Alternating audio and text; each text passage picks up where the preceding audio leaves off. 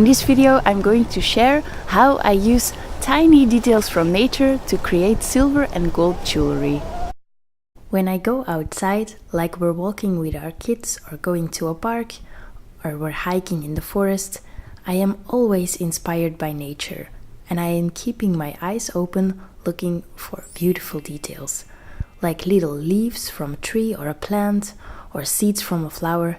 Anything can spark that inspiration. I might take pictures to use as a reference later, or I pick small details from nature and bring them home to my studio. I have a small plastic container in my backpack that I take with me all the time. So I'll take those little findings back home to my studio and then the real fun begins. I'll start playing around with these natural pieces, combining them, trying out different shapes and compositions. Sometimes I see a ring or a pendant or an earring in a new combination and I'll work further in that direction. But some other compositions I might really like aren't so clear to me to figure out what kind of jewelry it would become. I like the shape but don't know how or where to wear it. And these pieces will be put aside and I'll check them again later.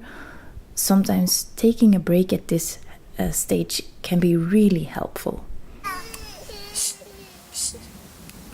I usually don't sketch my ideas for these kind of designs on paper, since they grow kind of organically while working at my bench. So how do I make those pieces stick together? Well, I use the lost wax technique.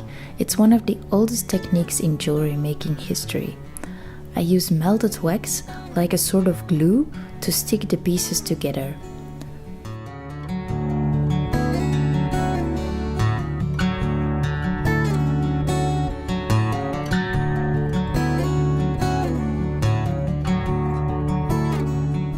Whenever I am happy with a design, it's casted in silver.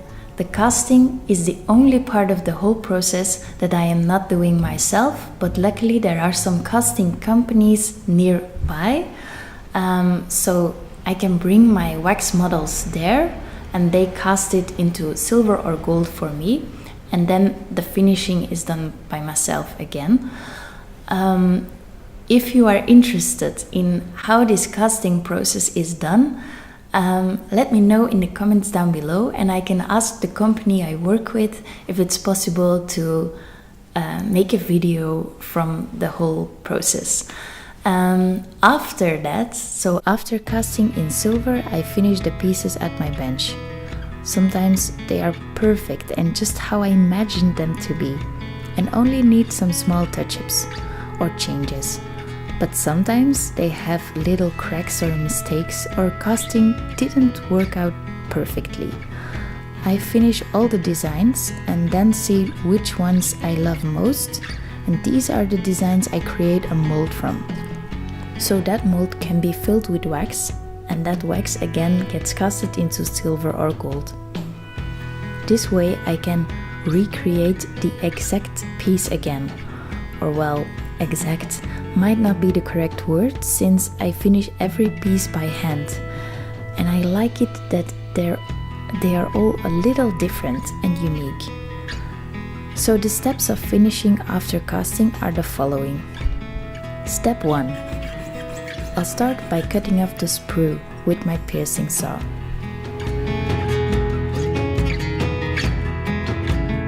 Then, step 2. I'll file the area where the sprue was to make it smoother. Step 3.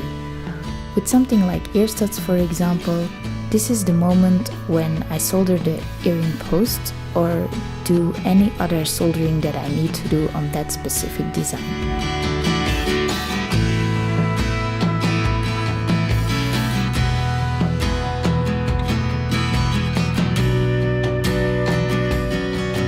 When it is cleaned after soldering, it is time for step 4, to sand down the whole piece.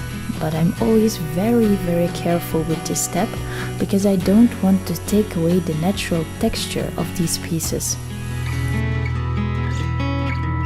After that, step 5 is they are polished and cleaned up, ready for packaging and ready to wear. As most of you who follow me on Instagram or Facebook already know, this is just one of the techniques and processes I'm using to create my jewelry. So if you're interested in finding out more, subscribe to my channel and check out my other social media. I'll write all the links in the description below. Oh, and it would really help me if you would show your support by giving this video a thumbs up. Thank you very much for watching. If you have any suggestions or questions, leave them in the comments below. I'll talk to you soon. Bye.